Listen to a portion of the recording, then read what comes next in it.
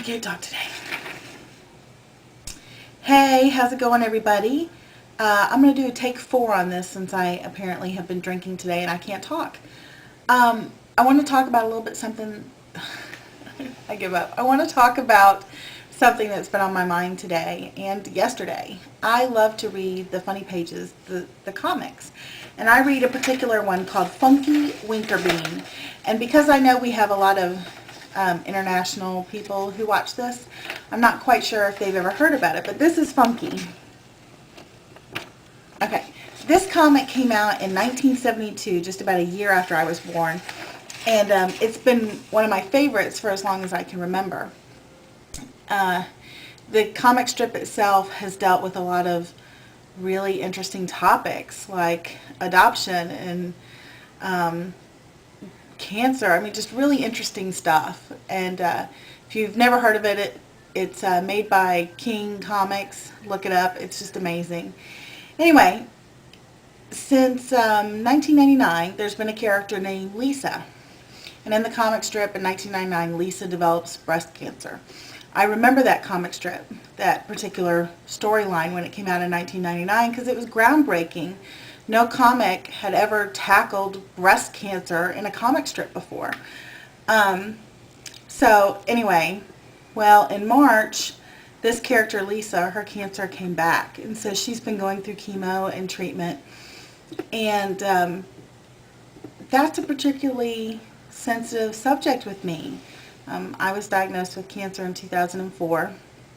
I had ovarian cancer, not breast cancer. But the fear that the cancer is going to come back is so real. And reading and following that comic strip, it's heartbreaking. It's heartbreaking to watch this character who you've really come to love. You know, it's like finding out that Blondie or Dagwood has cancer. And I've been watching this very closely, and I think that they're going to kill this character off in this comic strip, and it's going to destroy me. It's going to break my heart. It plays on my fear that my cancer will come back because I'll always have that fear. I'll always have that fear.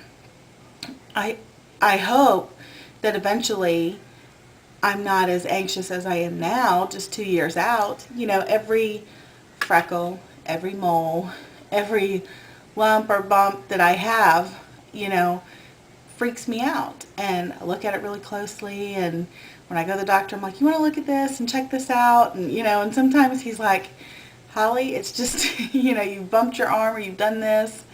You know, I think he tries to avoid calling me a worrywart because as far as I know, the people I've met, everybody's like that who has had cancer. So, I don't know. It's just, this comic is making me sad. I might stop reading it for a while just because it's just too emotional of a subject with me.